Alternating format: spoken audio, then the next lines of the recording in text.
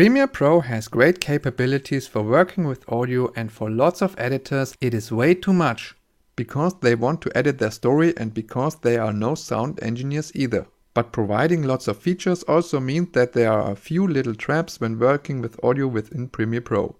The good thing is, once you understood the philosophy, you won't run into these little pitfalls anymore.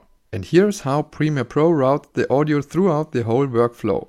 Just remember, there are 4 steps during the routing where you can affect your audio. First, change or adjust your audio directly in the project window before editing it into the timeline. Apply audio gain here or modify the interpretations of the audio channels which are provided by the file. Second, after the file has been edited into the timeline, you can apply effects or automation gains directly onto the clip like this. Third, during editing you additionally can apply automation gains and effects to every track. And fourth and last, Premiere Pro mixes all tracks together into your master track, where you can even further apply master track effects and add gains and automation gains to your selected master output. Please memorize this order of the audio routing because this order is straightforward, and with it you can always follow the audio routing and track down unexplainable behaviors of your audio which might occur. So again, first, changes which are made here will be delivered to the second step, the clip mixer. Then, changes which are added in the clip mixer will be provided to, third, the track mixer. And last, everything which is added in addition in the track mixer will end up in the master track, where you can add track effects on top as well.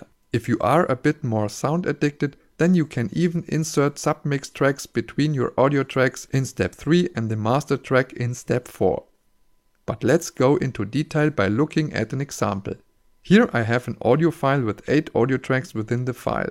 Only 2 of them have audio, so I don't want to edit with all the 8 tracks. To change that, I right-click the file and go to Modify, Audio Channels. Then I decide how Premiere Pro looks at that file and how it uses its audio tracks. For example, let's say we don't want to display the empty tracks, so we delete them and we change the setting here to mono with 2 tracks. Now Premiere Pro only provides the first 2 tracks without displaying the rest. And this is not an error message. It is an information to you of what Premiere Pro now does with the file. So please read it carefully on your own and think about it. By the way, you always should read all messages of a software carefully, because in most cases it tells you what's wrong or what happens next. And if you change the tracks, don't be afraid. Premiere Pro never deletes anything. For instance, if I change my mind on this file, I can restore the original tracks by again right-click, go to Modify, Audio Channels, and set this back to File.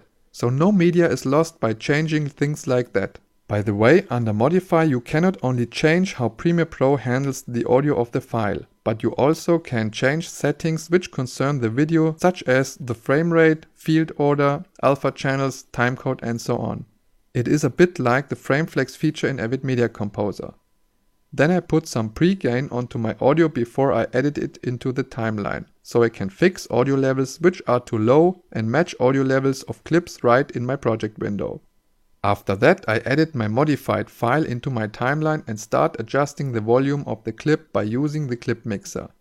If I change the volume here, it affects the whole clip. The clip mixer is pretty much the same as the audio mixer in Avid Media Composer. I can also adjust the volume directly in my timeline by dragging this small line or hitting the adjust volume by ±1 decibel shortcut or by setting keyframes. Or I even can automate a keyframe animation by using the record button over here.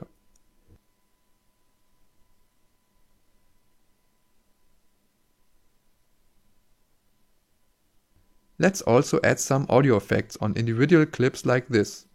Let's have, for example, a common reverb and change its setting to church. Remember, this is still step 2. Now let's jump forward to step 3, the track mixer. After editing, my sequence could look like this, and now I'll use the track mixer to again adjust my volume and to apply audio effects throughout the whole track. If I change something here, it changes the whole track. See, here via this little button you can change the display of your clip keyframes and volume changes you created in step 2 or your track keyframes and volume changes you create now in step 3.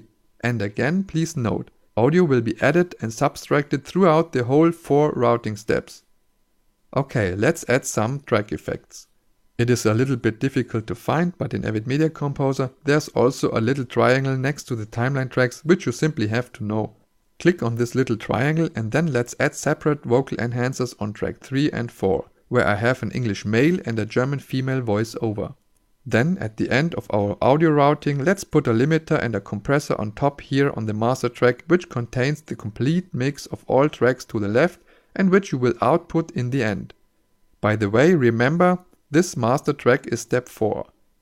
That's pretty much it about the 4 steps of audio routing in Premiere Pro, but there's still one more thing we have to talk about. The type of audio tracks you can use. When setting up a sequence you can determine the type of each audio track, for example standard, mono, surround or adaptive. Okay, now listen carefully. Standard tracks and mono tracks can both carry stereo clips as well as mono clips. Please don't ask me why, ask Adobe. This is how it works in the October 2014 release. Please also ask them why there is no stereo track or why the standard track is called standard instead of stereo. But the important information about this is, a mono track delivers only a mono signal to the master output in the track mixer. A stereo track delivers a stereo signal to the master output. So be careful, because that means if you place a stereo clip with one stereo track into a mono track, you will destroy your stereo signal and you will get both stereo signals mixed into one mono signal with added volumes. The other way around, if you place a single mono clip into a standard track with a stereo output, your mono signal will be split up into 2 channels left and right here in the track mixer. And then a stereo signal with a split up mono will be delivered to the master output.